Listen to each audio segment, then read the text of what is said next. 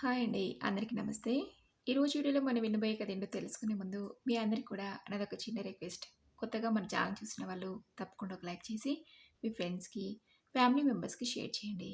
అలాగే ఇలాంటి మరెన్నో మంచి మంచి కథలు వినాలనుకుంటే ఛానల్‌ని వెంటనే సబ్స్క్రైబ్ చేసుకొని పక్కన ఉన్న బెల్ ఐకాన్ని క్లిక్ చేయండి. మరిప్పుడు లేట్ చేయకుండా కథలోకి వెళ్ళిపోదాం. రోజు నాకన్నా ఒక గంట ముందే నిద్రలేచే వసుంధర నేను నిద్ర లేచాక కూడా తను లేవకపోయేసరికి రాత్రి వసుంధర పడుకోబోయే ముందు ఒంట్లో కాస్త నీరసంగా ఉందండి అంది కదా. తను ఎందుకు లేపడం అనుకుని నేను బెడ్పై నుంచి లేచి మొహం కడుక్కుని వరండాలో పడకుర్చీలో కూర్చుని పేపర్ చూస్తున్నాను. రోజు నా భార్య చేతి కాఫీ తాగుతూ పేపర్ చదివే అలవాటున్న నాకు నిద్ర లేచి అరగంటైనా కాఫీ గొంతులో పడకపోయేసరికి అదోలా అనిపించింది. అప్పటికి నేను లేచి అరగంట అవడంతో నా భార్య లేచుంటుందని రోజులాగే కాఫీ తీసుకొని వస్తుందేమోనని గది తలుపు వైపు చూస్తూ కూర్చుండిపోయాను. ఇంతకీ రాకపోయేసరికి ఇంకా నిద్ర లేచినట్లేదే అనుకుని బెడ్రూమ్లోకి వెళ్ళి చూశాను. వసుంధర ఉదయం నేను లేచినప్పుడు ఎలాగైతే పడుకునుందో అలాగే పడుకునుంది. తన పక్కనే కూర్చుని వసుంధర వసుంధర అని తన భుజాన్ని తడుతూ లేపినా ఉలుకు పలుకు లేదు. నా వసుంధర ఒకవేళ నన్ను విడిచి వెళ్ళిందా అనే అనుమానంతో కాళ్ళు చేతులు ఒకసారిగా భయంతో వణికిపోయాయి. ఏం చేయాలో తెలియటం లేదు. ఒళ్ళంతా చెమటలు పట్టేశాయి. ఒక్క నిమిషం ఆగి వెనుక వీధిలో ఉన్న నా స్నేహితుడు మూర్తికి ఫోన్ చేసి విషయం చెప్పడంతో వారిని ఫోన్ పెట్టేసేంతలోనే హడావుడిగా బయలుదేరొచ్చాడు. సుబ్రహ్మణ్యం, ఏం జరిగిందిరా అడిగాడు. నా నోట మాట రాలేదు. పరిస్థితిని అర్థం చేసుకుని వాడే డాక్టర్కి ఫోన్ చేశాడు. 10 నిమిషాల్లో డాక్టర్ మా ఇంటికి చేరుకుని వసుంధరని పరీక్షించి తనిక లేదని చెప్పాడు. ఆ విషయం విన్న నేను అప్పటిదాకా నా వసుంధర నన్ను ఒంటరివాణ్ణి చేసి వెళ్ళదని ధైర్యంతో ఉన్న నేను ఆ వార్త విని కుప్పగొలిపాను. నన్ను అలా చూసిన మూర్తి కంగారుగా సుబ్రహ్మణ్యం సుబ్రహ్మణ్యం అంటూ పైకి లేపి ఆ పక్కన ఉన్న కుర్చీలో కూర్చోబెట్టి మంచినీళ్ళు తాగించాడు. గ్లాస్ పక్కన పెట్టి నా చేతిని తన చేతిలోకి తీసుకుని ధైర్యం చెప్పాడు. తనకు తెలిసిన చుట్టుపక్కల వాళ్ళు ఓ నలుగురికి ఫోన్ చేసి ఏర్పాట్లను చూడమన్నాడు. సమయానికి మూర్తి భార్య కూడా ఊళ్ళో లేకపోవడంతో తన ఇంట్లో పనిచేసే పనమ్మాయికి ఫోన్ చేసి వెంటనే రమ్మని చెప్పాడు. వసుంధర మరణవార్త విని ఒక్కొక్కరుగా వచ్చి నన్ను పరామర్శిస్తున్నారు. నేలపై చాప వేసి వసుంధరని పడుకోబెట్టారు. మూర్తి వాళ్ళ పనిమనిషి వసుంధర తన దగ్గర దీపం వెలిగించి ఆ పక్కన ఓ గ్లాసులో బియ్యం పోసి ఓ అరడజన అగరొత్తులను వెలిగించి అందులో పెట్టింది. మూర్తి వసుంధర పక్కనే నాకు కుర్చీని వేసి కూర్చోమన్నాడు. తెలిసిన వాళ్ళు వచ్చి వసుంధరకి దండలు వేస్తున్నారు. అదంతా చూస్తున్న నేను వసుంధర నాకింత అన్యాయం చేసి ఒంటరివాణ్ణి చేసి వెళ్ళడం నీకు న్యాయంగా అనిపిస్తుందా అని తన వంక దీనంగా చూస్తున్న నాకు అగరత్తుల నుండి వెలువడుతున్న పొగల మధ్య వసుంధర మొహం చిరునవ్వుతో నిద్రపోతున్న పసిపాపలా కనబడింది.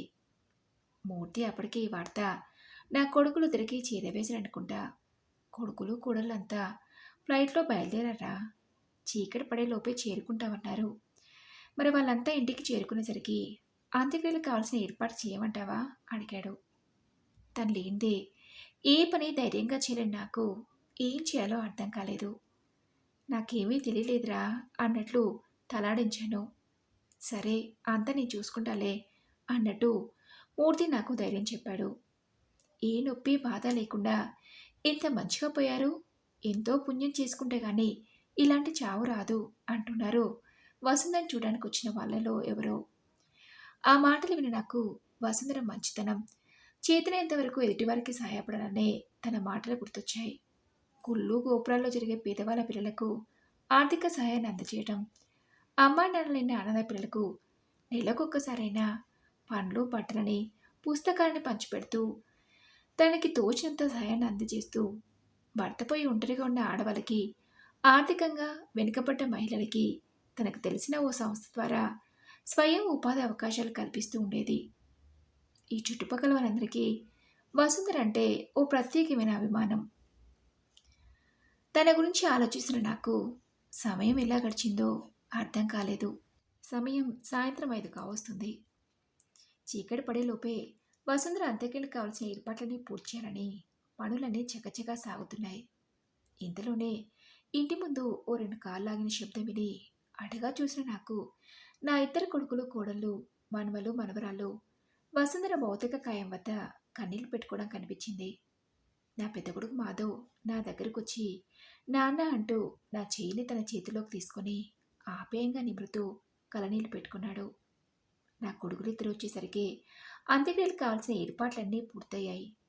నా కొడుకులిద్దరూ తమ తల్లిని చివరి చూపు చూసుకోవడంతో వసుంధరని శ్మశానానికి తరలించారు.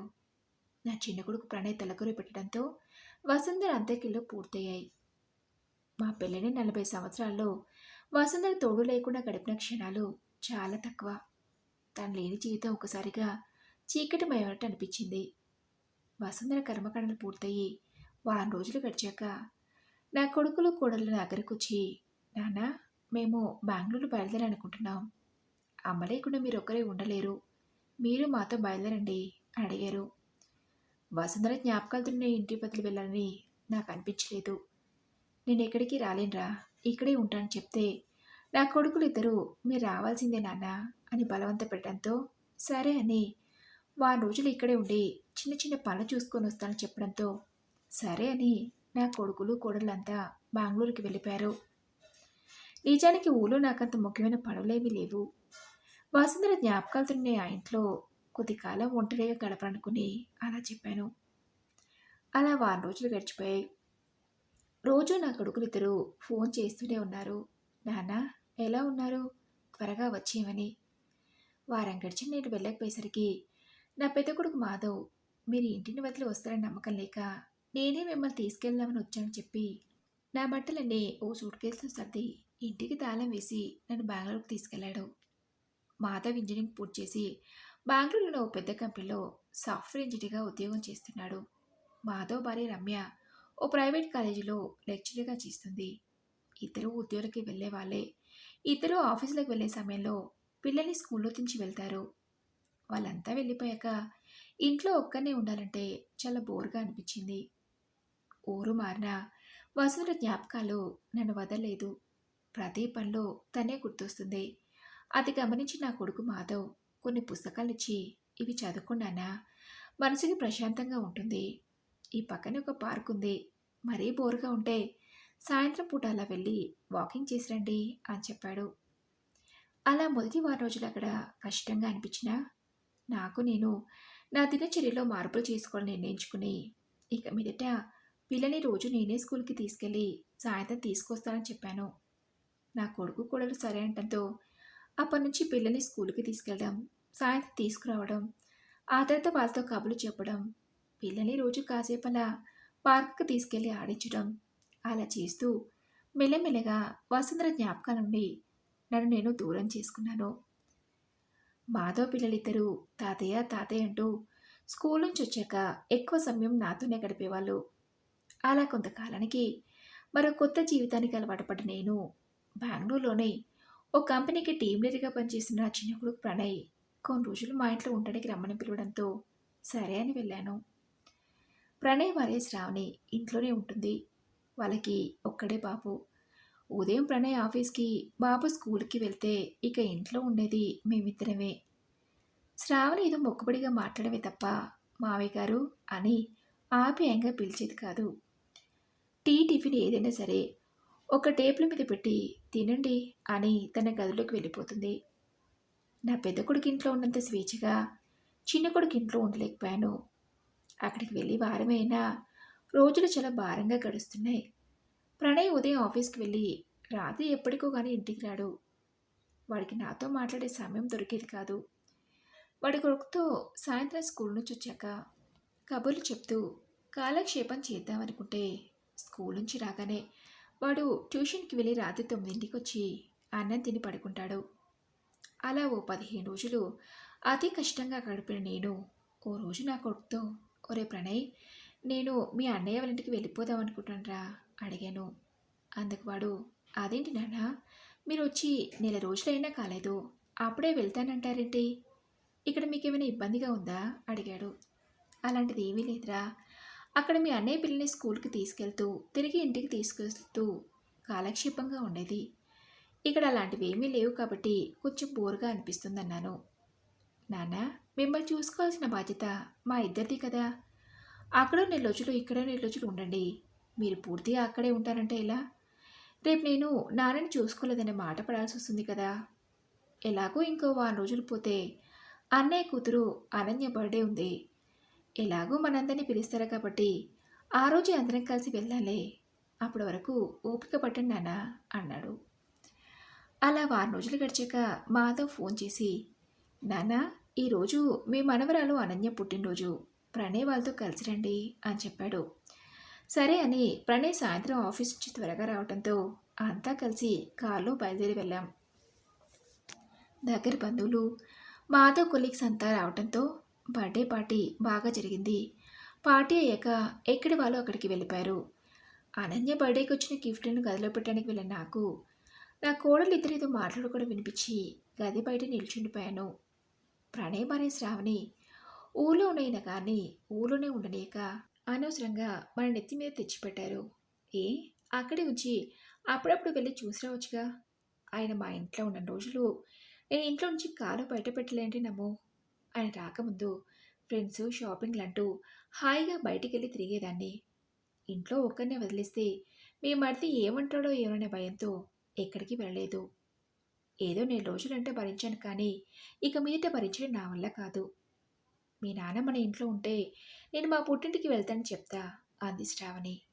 అందుకు మాధవ్ భార్య రమ్య, అదేంటి శ్రావణి నెల రోజులకి అలా అంటున్నావు?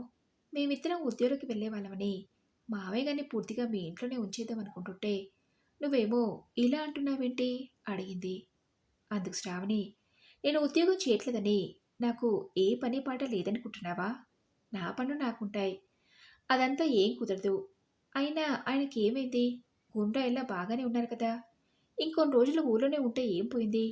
కొడుకులు రమ్మనగానే వచ్చేయాలా అని వాళ్ళిద్దరూ మాట్లాడుకుంటున్న మాటలు విని నేను తట్టుకోలేకపోయాను. చప్పుడు కాకుండా అక్కడి నుంచి వెనక్కు తిరిగి నా చేతిలో ఉన్న గిఫ్టులు ఓ పక్కన పెట్టేసి నా గదిలోకి వెళ్ళిపోయాను. ఆ రాత్రంతా బాగా ఆలోచించాను ఏం చేయాలా అని. నా కొడుకులకు నేను భారంగా కాకూడదనుకున్నాను. మాధవ్ ఇంట్లో ఉన్నది కొన్ని రోజులైనా వాడి పిల్లలు, అక్కడి వాతావరణం, రోజువారీ నేను కల్పించుకున్న పనులు నాకు కొత్త జీవితాన్ని ఇచ్చినట్టు అనిపించాయి.